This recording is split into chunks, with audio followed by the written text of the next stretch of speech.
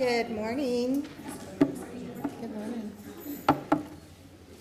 Can you hear me okay? I always feel like I don't need a microphone because I have that softball coach, mother, teacher voice, but they always insist that I have a microphone to get started. So I wanted to welcome you all this morning. I am so super excited that you're here. Congratulations. We are so proud of you. This day is all about you, for us anyway, and you should definitely be very proud of yourselves for being here. I would like to, before we get started, we have some special guests other than your friends and family who are very special, and we're very excited to have you here. We do have, in the back row there, Chris Baker, who's our executive director.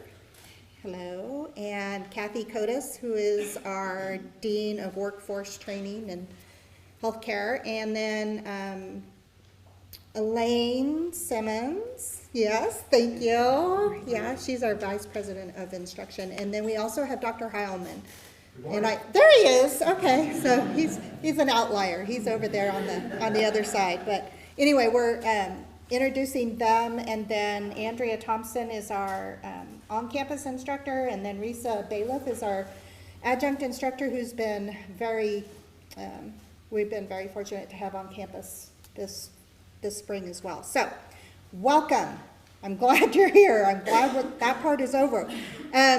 So, I am super excited this year because this is the largest group of graduates that we've had in many years. And I remember saying the exact same thing last year. So in order to say that this year, I think is a great thing for our program. It means we're growing. We're very grateful that the ones that we have here to join us were able to make it today. We know that we have our program being online is actually across the country. So the ones that are able to come, we're very grateful that you are able to join us. For those of you who aren't, you know who you are, Daniel. We wish you were here. It doesn't mean that we don't appreciate you any less, and we love you all. So 20 graduates actually is our number for this year, 20 graduates, which is a big number for us. I'm always excited when I look back at where you started in the program. We have some students that were with us from, hey, I think I'll take a phlebotomy class, and then like, oh my gosh, I love phlebotomy, and they come running into the office and they say, MLT, what am I going to do, and Megan, I think that was one memory that I have of you specifically. And then we have students that actually joined us just in the last semester, and we're so grateful that our program was available to them because we're offered online training and on-campus labs, and it was just a blessing for them, and we were very glad that they joined us as well, and so thankfully everything has worked out for them. Some communicate with me on a weekly basis, so we know them a little bit better, being as an online program. Sometimes it's kind of hard to get that relationship built with students. Some students were like, oh, he graduates this semester, because we never hear from them, that's okay too. Some of them we hear a little bit more often than others. But again, getting to know our students is one of the best things that I think this pinning can kind of come full circle for us, because putting names and faces together and having that ability to give you a hug and tell you how proud we are, that's an awesome feeling. So for the past few years, I have had students complete a survey for me when they complete the program, not only to get feedback on the program itself, but because as we've gotten to know students through the last couple of years, I wanted you to be able to know the types of students and the students that we have that go through our program. So I wanted to share some of the numbers with you. For our 2023 graduates, I asked them, how many credit hours are you carrying on average for the semester? And 40% of them said that they had 9 credits on average every semester. 30% had 12 credit hours, which is a full load. If you're talking about heavy 6 credit hour science classes, the 12 credits is huge. And then I had 20% said they actually had between 12 and 15 credits a semester. So I'll bring that point up later. Previous lab experience. How many of them actually had lab experience before they came to the MLT program? 70%. 30% of them had never been really involved in the lab before. So that was an interesting statistic for me, because we always assume that most of our people are already working in a lab and they're just trying to further their education. But we did have, 30% who had never stepped foot in a lab before. And then I did do the standard Facebook question, like, are you married, are you single, are you in a relationship, that kind of thing. 40% are married, 40% are single. I did have a couple that said, in a relationship. Some of you are like changing those numbers around very soon, from what I understand. And then we did the children. How many of you have children? How many of you don't have children? How many of you don't want to explain anything? And we had 30% do have children, and then there were a couple in the other category as well. Most difficult class, 40% said chemistry. Right there with you. 20% divided each between micro and blood bank, which was interesting. Then I asked what their favorite class was, and 40% said microbiology. They were probably the same 40% who didn't like the chemistry. But and then the other 2 favorites were blood bank and hematology. How many of you were offered a job while you were doing your co-op and clinical rotations? 80% of you were offered jobs. Some of you have accepted those jobs. Some of you have not accepted those jobs because you were already working for someone, you just had to do your clinicals other places. And there's 10% that said, nah, I haven't taken a job yet, but I'm keeping my options open. So, let's see, favorite lab week food.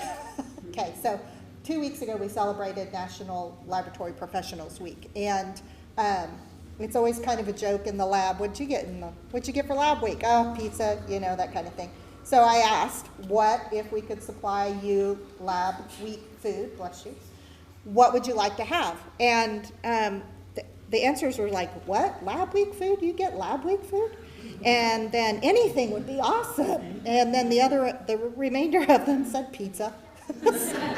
Okay, we don't have pizza for your reception tonight, I'm sorry. Commute. How many of you commuted and how far? So 40% drove over an hour and a half one way to their clinical or cooperative lab site. 30% drove more than 1 hour to your cooperative or clinical lab site. So kudos. Some of you did that after completing night shift and then drove to your co-op for the day to do your hours, and then drove back for the night shift. So, keep that in mind. Our students are definitely dedicated. This last statistic, I wanted to make sure that I pointed out. How many of you are planning to continue your laboratory education? 70% said, yeah, I would like to go on to the MLS 4-year degree. And 20% even said, yes, I would consider getting a doctorate in clinical laboratory science, which is now an option for laboratory professionals to actually, there is a pathway to doctorate, which is a huge accomplishment. And so that was very encouraging. I enjoyed hearing to that response. And then the other question that I asked you to answer was, if you could look back at your student self starting the program, what advice would you give yourself? I got some good replies. Most of it was, take good notes. Take better notes. take thorough notes. So a lot of the advice was take good notes.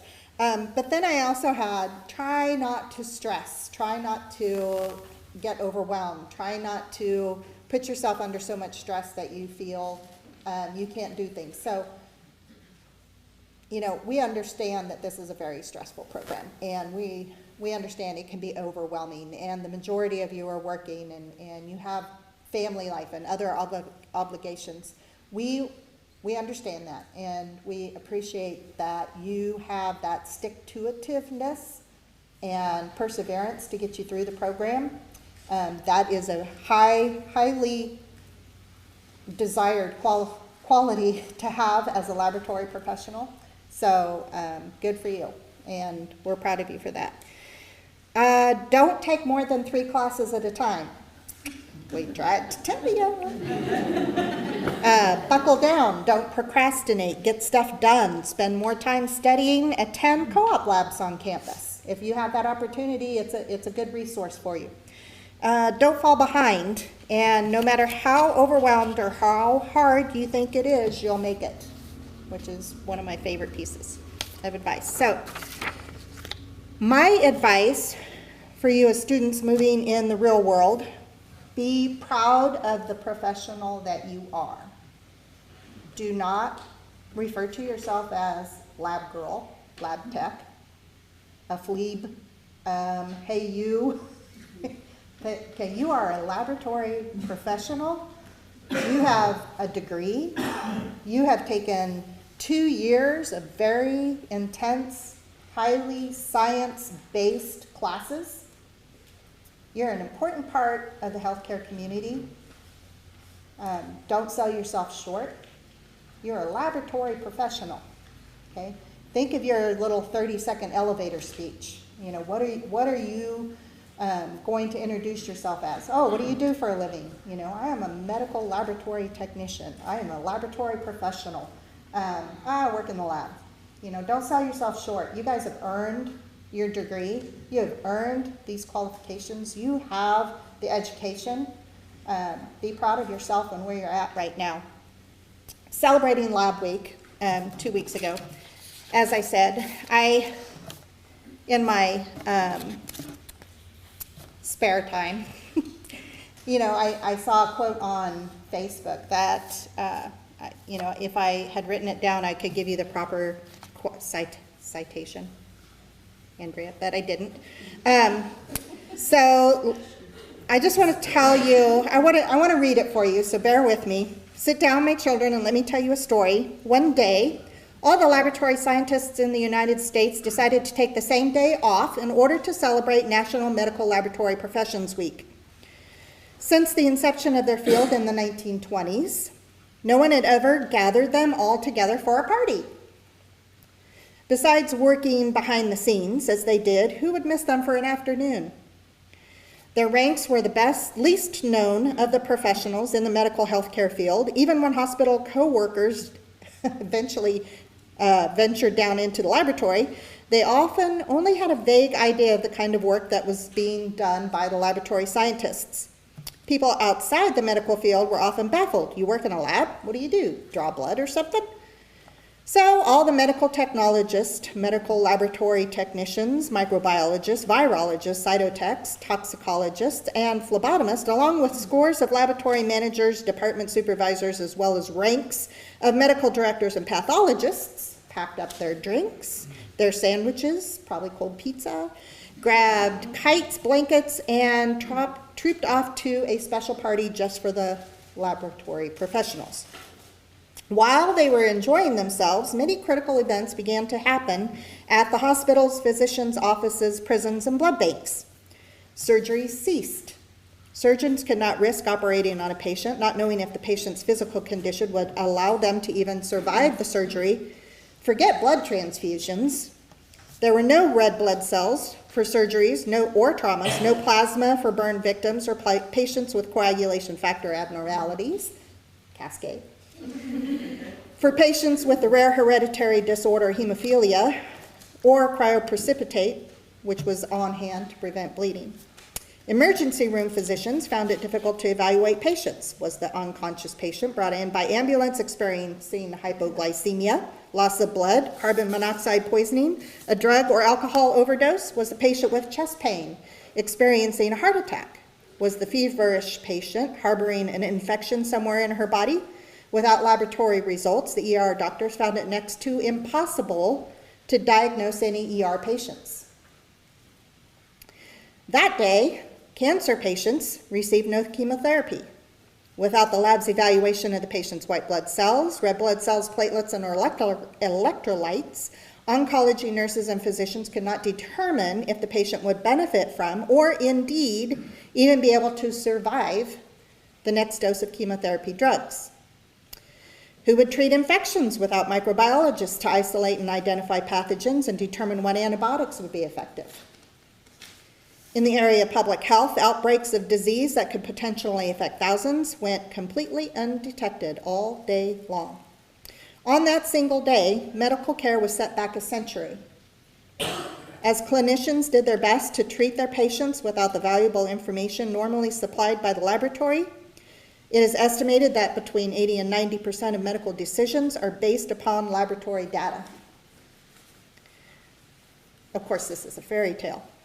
This country's more than 300,000 practitioners of clinical laboratory scientists would never abandon their work for a single day. They are the detectives of the medical world, working in the background, carefully assembling and making sense of all sorts of clues in order to save lives.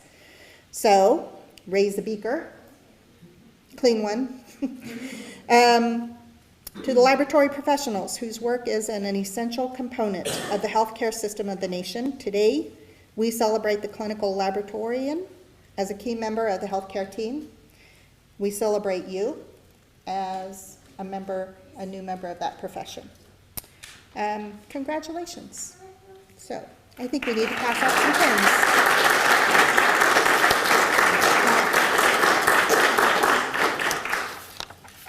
I will call your name, and Andrea can pass out a card. Andrea will pass out a pen. Risa has a card for you, and we'll just have you come through and then go back to your seat. And if you could stop and get a picture with your instructors while we're doing that. So I'll just start off the front of the list. And some of these are not here with us today, but I do wanted to recognize them. Cheyenne Bruce, Megan Clemens. Yay.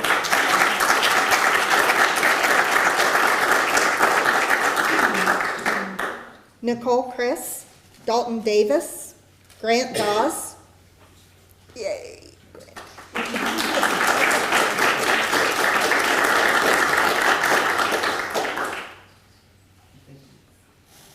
Megan Dismayne.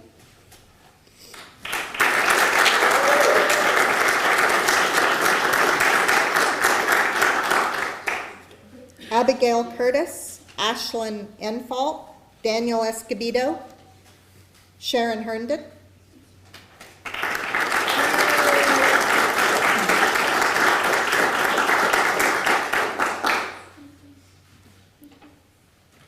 Amy Hoover, Stacy Hughes,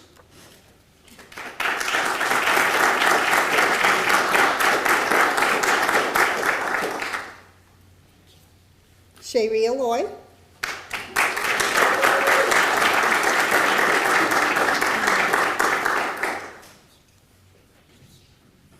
Nubia Martinez, Ryan Miller, Joshua Ogborn, Raylan Simon,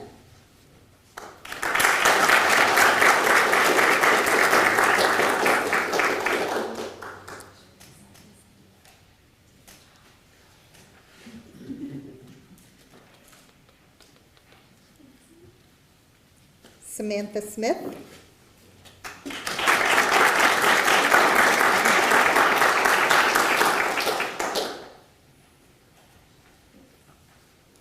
Justin Spees, and Emily Udvik. So we are so proud of all of you. I would like to now have you all stand, and there is a pledge to the profession on the back of the program.